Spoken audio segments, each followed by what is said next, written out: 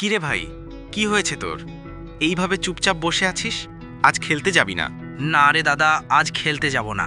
কেন রে, কি হয়েছে তোর? শরীর খারাপ লাগছে নাকি? না না, আমার শরীর ভালোই আছে। তাহলে কি হয়েছে তোর? কিছু হয়নি তো আমার। কিছু হয়নি বলেই হলো। নিশ্চয়ই তুই কোনো দুষ্টুমি করেছিস, তাই হয়তো মা তোকে বকা দিয়েছে। না রে দাদা, বিশ্বাস কর, আমি কোনো দুষ্টুমি করিনি। আসলে সত্যি করে বলতো ব্যাপারটা কি? কি হয়েছে তোর? আমি আমার বন্ধুদের সঙ্গে যেই মাঠটাতে খেলতে যেতাম, ওই মাঠে নাকি একটা বড় কারখানা তৈরি করা হবে। কালকে যখন আমরা খেলতে গিয়েছিলাম, তখন ওই কারখানা তৈরির কাজে আসা দুইজন লোক আমাদেরকে তাড়িয়ে দিল। ওখানে নাকি আমাদের আর খেলা হবে না। ওই মাঠটা, ওটা তো বিধানবাবুর জায়গা। তিনি নাকি ওখানে একটি স্কুল তৈরি করতে চেয়েছিলেন, কিন্তু কোথা থেকে কি হয়ে গেল? এত ভালো মানুষটা হঠাৎ করেই চলে গেলেন। ওনার স্বপ্ন স্বপ্নই রয়ে গেল। হ্যাঁ দাদা, মা আমাকে বলেছেন তার কথা। উনি চলে যাওয়ার পর ওনার ছেলেও শহরে চলে গেলেন। তবে শহরে যাবার আগে বলেছিল সে একদিন গ্রামে ফিরে আসবে, তার বাবার ইচ্ছে পূরণ করতে। গ্রামে একটা স্কুল তৈরি করবে। দেখতে দেখতে 4 বছর পার হয়ে গেল, কিন্তু রমেশ আর এলো না। জমিটা ওইভাবেই পড়ে রইল। রমেশ দাদা কি আর কোনোদিন আসবে না? আমাদের গ্রামে যে স্কুলের প্রয়োজন, গ্রামের অনেক ছেলেমেয়েরা পড়াশোনা করতে পারবে তাহলে। ঠিক বলেছিস ভাই, আমাদের গ্রাম থেকে আরও একটি গ্রাম পরে একটা স্কুল আছে। 2 গ্রামের ছেলে মেয়েদের ওখানে পড়তে যেতে হয়। স্কুল দূরে হওয়ায় মা বাবারা তার ছেলে মেয়েদের পাঠাতে চান না। জানি তো, সবাই বলে রোজ অত দূরে গিয়ে পড়াশোনা করে কোনো লাভ নেই, এর চেয়ে বাড়িতে কাজ করা ভালো, সংসারের কাজে লাগবে।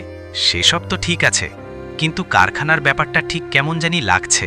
গ্রামের প্রধান মশাইয়ের সাথে কথা বলতে হবে।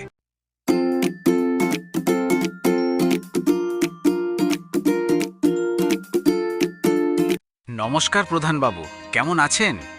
আরে রাম, তুমি কেমন আছো? আমি ভালোই আছি। আপনার সাথে একটা জরুরি কথা ছিল, তাই আপনার কাছেই আসছিলাম। কি ব্যাপার বলো তো? কিছু হয়েছে নাকি? তোমাকে খুব চিন্তিত লাগছে।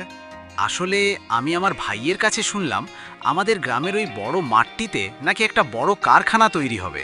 না মানে, বিধানবাবুর ছেলে বলেছিলেন সে তার বাবার ইচ্ছে মতো ওখানে একটি স্কুল তৈরি করবেন, তাই বলছিলাম। আমিও শুনেছি কারখানা তৈরির ব্যাপারে। আমি আমার ছেলেকে বলেছি একটু খোঁজ খবর নিতে। তা আপনার ছেলে কি বলল? বিমল তো বলল বিধানবাবুর ছেলে নাকি ওই জমিটা বিক্রি করে দিয়েছেন। শহরে নাকি তার রোজগার তেমন নেই, ব্যবসায় লোকসান হয়েছে, তাই ওই জমিটা বিক্রি করে দিয়েছে। যার কাছে বিক্রি করে দিয়েছে সেই নাকি ওখানে কারখানাটা তৈরি করছে। আচ্ছা, যিনি ওই জায়গাটা কিনেছেন তার সঙ্গে একবার কথা বলে দেখলে কেমন হয়? যদি তিনি স্কুল তৈরি করতে রাজি হয়ে যান। কথাটা বেশ বলেছো তুমি রাম, তবে এই বিষয়ে তুমি আমার ছেলের সাথে কথা বলো, ওই তোমাকে সাহায্য করতে পারবে। আপনার ছেলে মানে বিমলের কথা বলছেন আপনি? হ্যাঁ, তুমি এক কাজ করো, আজকে দুপুরবেলা আমাদের বাড়িতে আসো। বিমল তখন বাড়িতেই থাকবে, তুমি তখন না হয় ওর সাথে এই বিষয়টি নিয়ে কথা বলবে। ঠিক আছে, আমি তাহলে আজ দুপুরে আপনাদের বাড়িতে যাব আপনার ছেলের সঙ্গে কথা বলতে। সেই ভালো, আমি একটা দরকারি কাজে শহরে যাব, তবে আমি বিমলকে বলে রাখবো তোমার কথা। আপনাকে অনেক ধন্যবাদ, আমি এখন চলি তাহলে।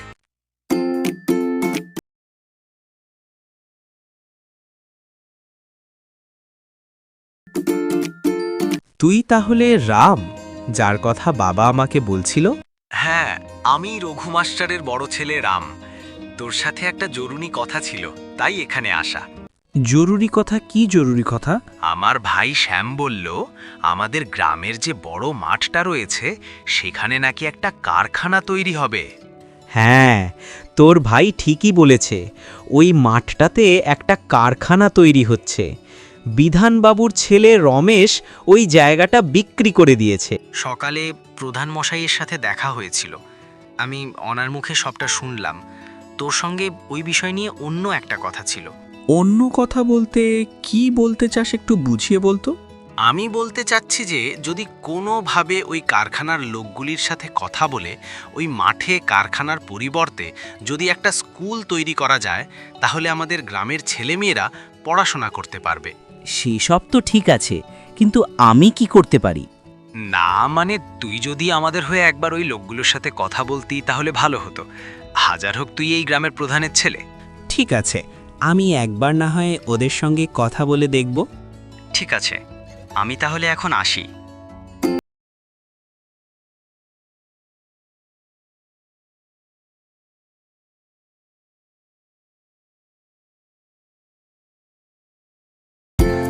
দাদা, তুমি প্রধান মশাইয়ের সাথে কথা বললে?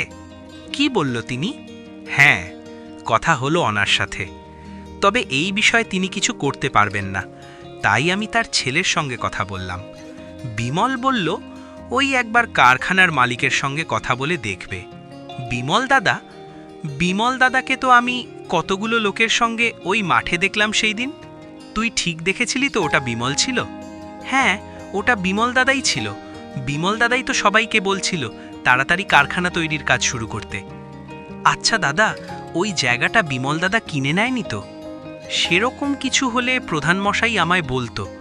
তাছাড়াও কাল এই বিষয় নিয়ে আমার বিমলের সাথে অনেক কথা হলো, ওই তো আমাকে এই বিষয়ে কিছু বলল না। সত্যি বলছি দাদা, আমি বিমল দাদাকে সেই দিন ওখানে দেখেছিলাম। ব্যাপারটা তেমন সুবিধের ঠেকছে না। আচ্ছা, তুই একটা কাজ করতে পারবি? কি করতে হবে বলো? নজর রাখতে হবে, ওই বিমলের ওপর নজর রাখতে হবে তোকে। পারবি তো? হ্যাঁ, ঠিক পারবো। তোরা সবাই বসে আছিস যে, তাড়াতাড়ি কাজ শুরু কর। ওদিকে ওই রঘু মাস্টারের ছেলে রাম বেটা খুব বেড়েছে, রাস্তায় বাবার সঙ্গে কথা বলে শান্তি হয়নি, আবার আমার কাছে এসেছে এই কারখানা তৈরির ব্যাপারটা নিয়ে কথা বলতে। সে নাকি এখানে স্কুল তৈরি করবে যাতে গ্রামের ছেলেমেয়েরা পড়াশোনা করতে পারে।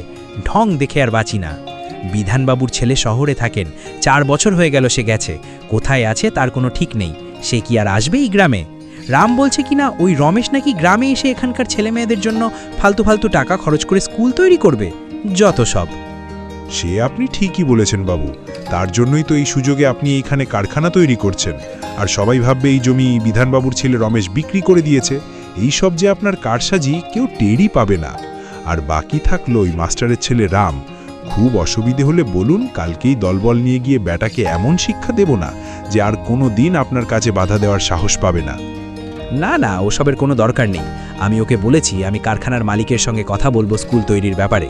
তাতে বেটা চুপ করেছে। আর যদি বেশি বাড়াবাড়ি করে তাহলে তখন দেখা যাবে কি করা যায়।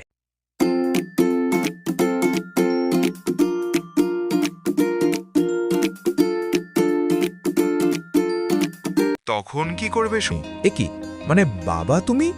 রাম, তুই এখানে? হ্যাঁ, আমি এখানে না আসলে তো আর দেখতে পারতাম না তোমার আসল রূপটা। ছি ছি ছি, আমার ছেলে হয়ে তুমি এই কাজ করতে পারলে? ছি।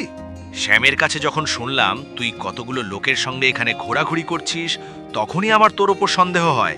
তারপর আমি ভাইকে বলেছিলাম তোর ওপর নজর রাখতে, তোকে হাতে নাতে ধরবো বলেই তো। ওরে পচা, তাড়াতাড়ি পালা।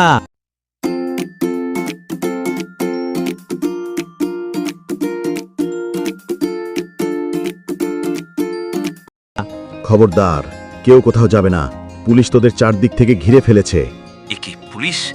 পুলিশ এখানে কি করে? আমরা তো পুলিশকে খবর দিইনি।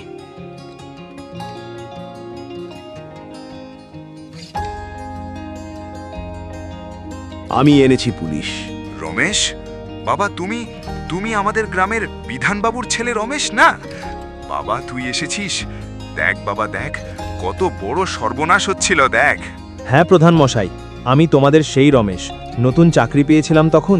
শহরে গিয়ে সবকিছু মানিয়ে নিতে অনেকটা সময় লেগে গেল, তাই আর গ্রামে ফিরতে পারিনি। আপনি কোনো চিন্তা করবেন না প্রধান মশাই, আমি এসে গেছি। তোকে দেখে আমার যে কি আনন্দ হচ্ছে তা তোকে বলে বোঝাতে পারবো না রে। এতদিন পর নিজের গ্রামে এসে আমার যে কি আনন্দ হচ্ছে তার বলার ভাষা নেই। আসার সময় রাস্তায় তোর ভাইয়ের সঙ্গে দেখা হলো। তোর ভাই তো আমাকে দেখেই চিনে ফেলেছে। তা চিনব না? তুমি আর দাদা তো ভালো বন্ধু ছিলে। দাদা আমাকে তোমার কত গল্প শুনিয়েছে, ছবিও দেখিয়েছে, তাই তো তোমাকে দেখেই চিনে ফেলেছি। একটা খুশির খবর আছে, আমার বদলি হয়েছে। এখন থেকে আমি এই গ্রামেই থাকব, বাবার ইচ্ছে পূরণ করব। এই মাঠটির একধারে স্কুল তৈরি হবে। স্কুলের সামনে যেটুকু জায়গা থাকবে সেখানে গ্রামের বাচ্চারা খেলবে। কি শ্যামবাবু, খুশি তো এবার? হ্যাঁ হ্যাঁ, খুব খুশি। আমি রোজ এই মাঠে খেলতে আসব। আর আমরা দুই বন্ধু এসে খেলা দেখব। কি রাম, ঠিক বললাম তো? একদম।